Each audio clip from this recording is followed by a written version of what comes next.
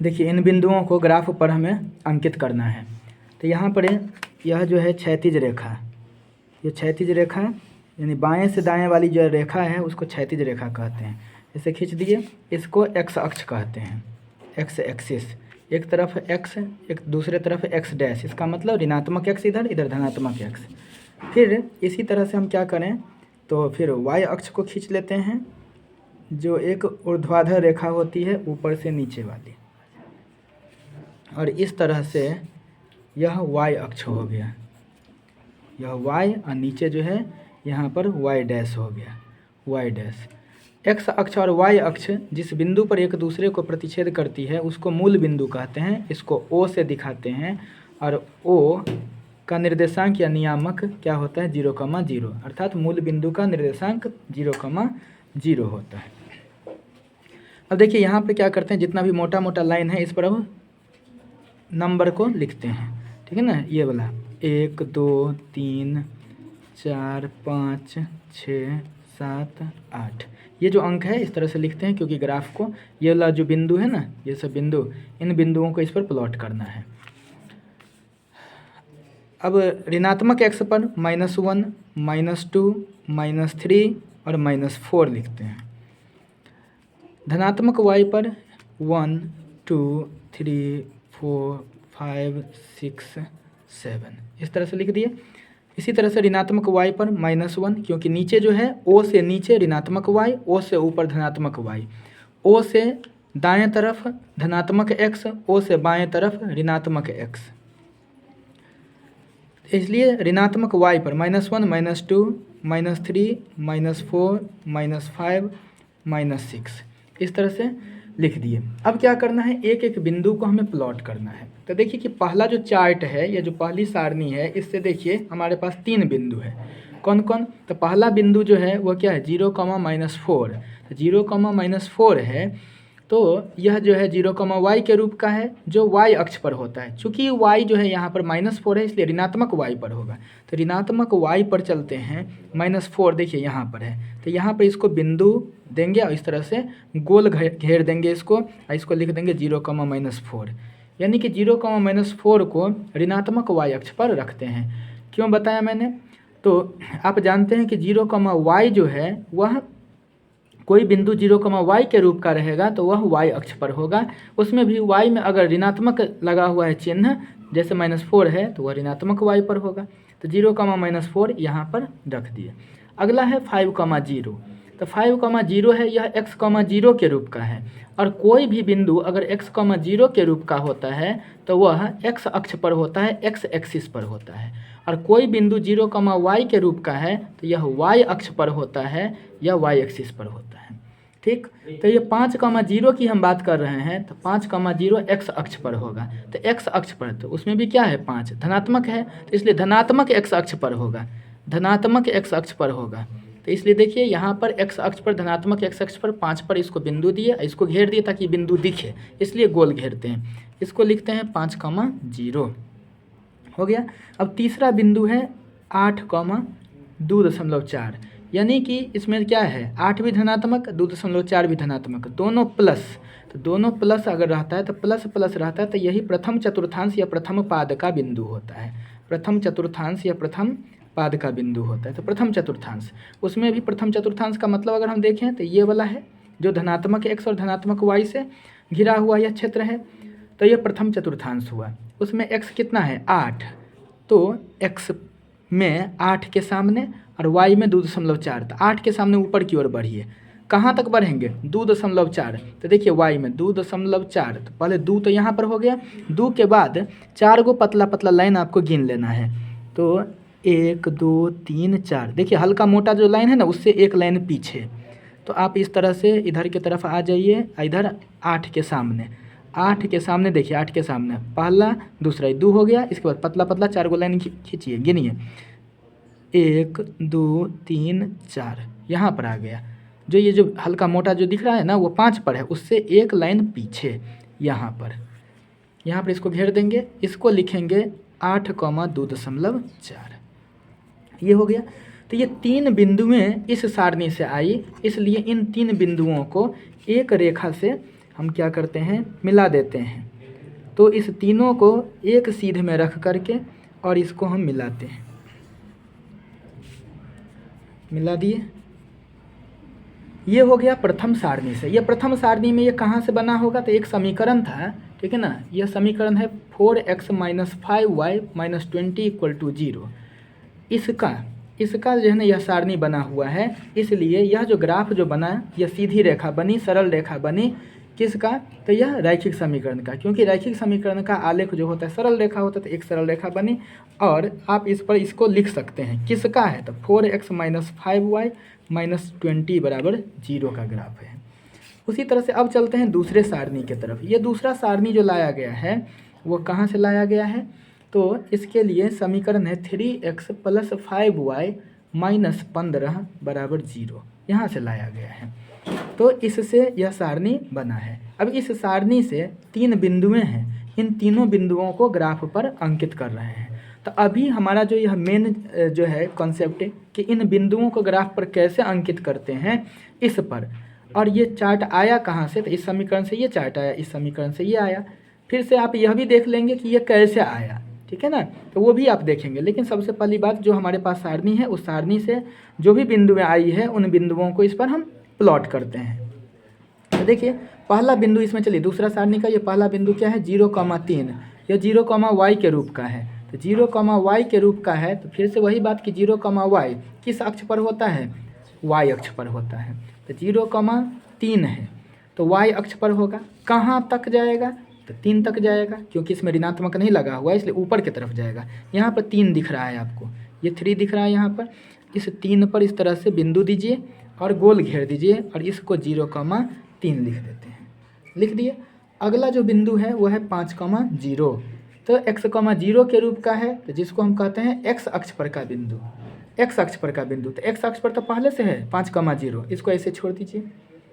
अगला बिंदु क्या है, तो 8, -1.8 है। तो 8, -1.8, तो 8 है प्लस में और 1.8 है माइनस में। तो प्लस, माइनस किस चतुर्थांश का है, तो यह चतुर्थ चतुर्थांश का बिंदु है, यानी फोर्थ क्वाड्रेंट का यह बिंदु हो गया, यह पॉइंट हो गया। तो देखिए फोर्थ क्वाड्रेंट का मतलब कौन सा, ये वाला। देखिए धनात्मक x और ऋणात्मक y से घिरा हुआ यह क्षेत्र फोर्थ क्वाड्रेंट है, यानी चतुर्थ चतुर्थांश है। इसमें देखिए कैसे इसको प्लॉट करेंगे, तो x में कितना है, 8 है, यानी 8 के नीचे चलिए। कितना नीचे चलेंगे, तो 1.8। तो 1.8 कैसे गिनेंगे, तो देखिए जो पहला मोटा वाला लाइन है वह 1 है, उससे आगे दूसरा जो है 2 है, लेकिन 1.8 तो हमको उससे पीछे ही रहना पड़ेगा। तो कैसे चलेंगे, देखिए ये तो पहला मोटा वाला लाइन यह 1 हो गया, उसके बाद से 8 वो पतला लाइन गिनिए। तो 8 को गिनने के लिए कोई दिक्कत नहीं है, बीच में देखिए हल्का मोटा है वो 5वां लाइन है, उसके बाद से 3 को गिनिए, 6, 7, 8।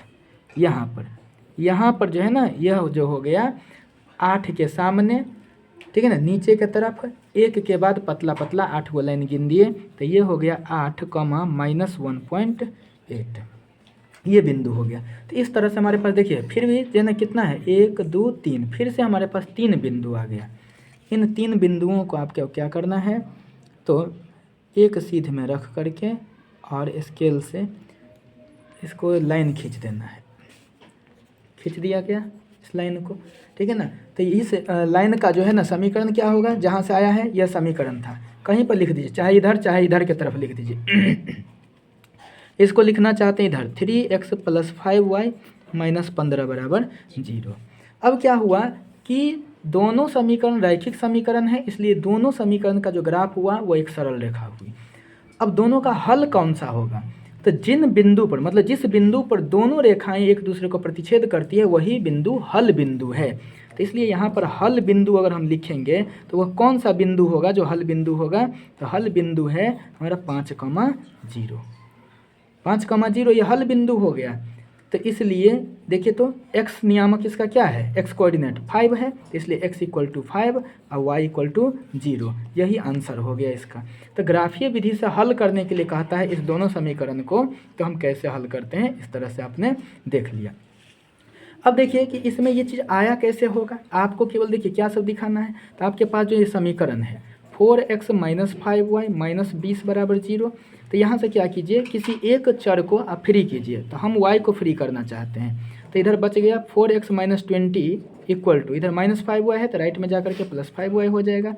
अब हम देखें तो 4x माइनस 20 5y के बराबर, चाहे 5y जो है 4x माइनस 20 के बराबर। तो अब देखिए हमें y को फ्री करना है, तो 5 तो इसके साथ गुणा में है, मल्टीप्लाई में है, तो इधर आकर के क्या हो जाएगा, डिवाइड में हो जाएगा। तो 4x माइनस 20/5 हो गया।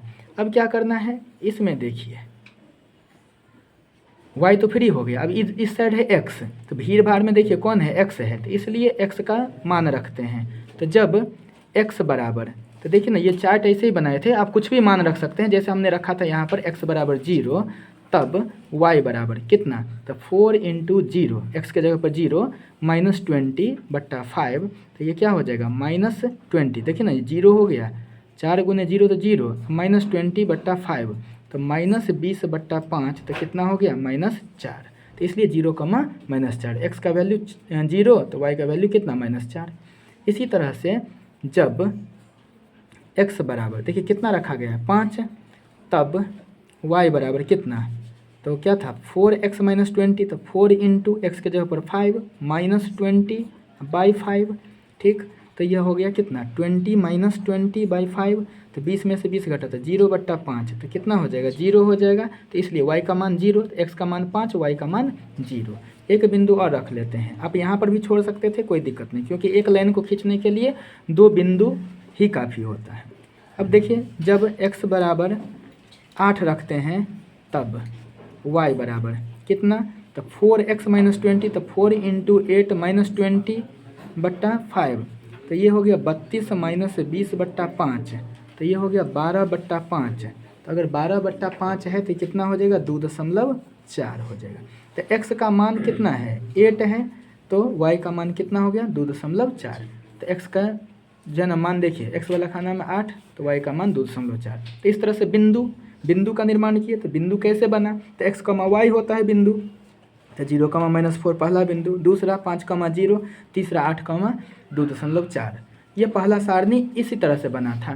तो आप जब एग्ज़ाम में जो लिखेंगे तो इस तरह से जो है ना, आप पहले ये सब चीज़ कर लेंगे, और ऐसे नहीं कि जैसे मैंने किया है।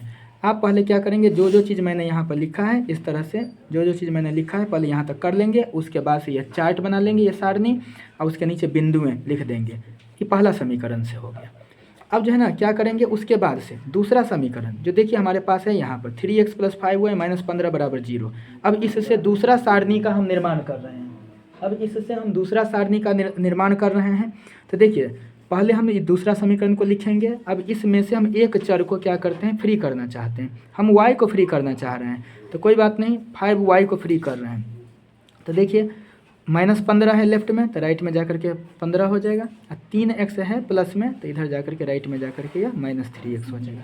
y को फ्री करना है, तो देखिए तो जब y को फ्री करना है तो हम क्या लिख सकते हैं, 15 - 3x/5 लिख दिए। 5 था गुना में, तो इधर भाग में आ गया। अब क्या है, इधर से देखिए इसमें कौन x यहाँ पर स्वतंत्र चर है, तो x का मान रखेंगे तो y का मान निकलते जाएगा। तो इसमें भी जब x बराबर, देखिए तो 0 रखे थे, तो x बराबर 0, तब y बराबर कितना 15 - 3 गुने x के जगह पर 0/5, तो 15 - 0/5, तो 15/5 बराबर कितना 3। तो x का मान 0 रखे तो y का मान कितना हुआ 3 हुआ। तो इसलिए देखिए x 0 तो y 3।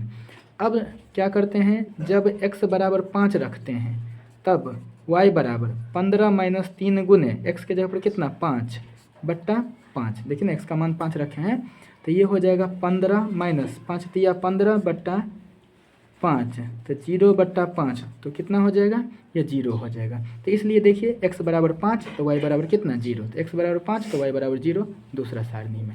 लेकिन ये सारणी कब बनाना है, इतना के बाद, पहले ये सब निकाल लेना है तब सारणी बनाना है, ठीक है।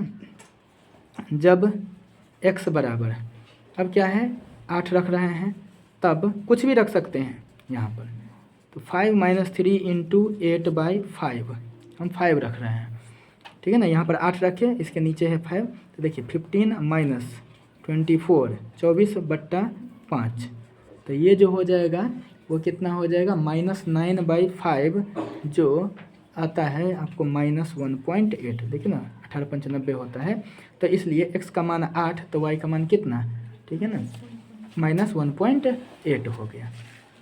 इस तरह से देख सकते हैं -1.8। अब इसके नीचे जितना भी चीज़ लिखे हैं ये सारणी बना देना है, उसके नीचे बिंदुएं लिख देना है।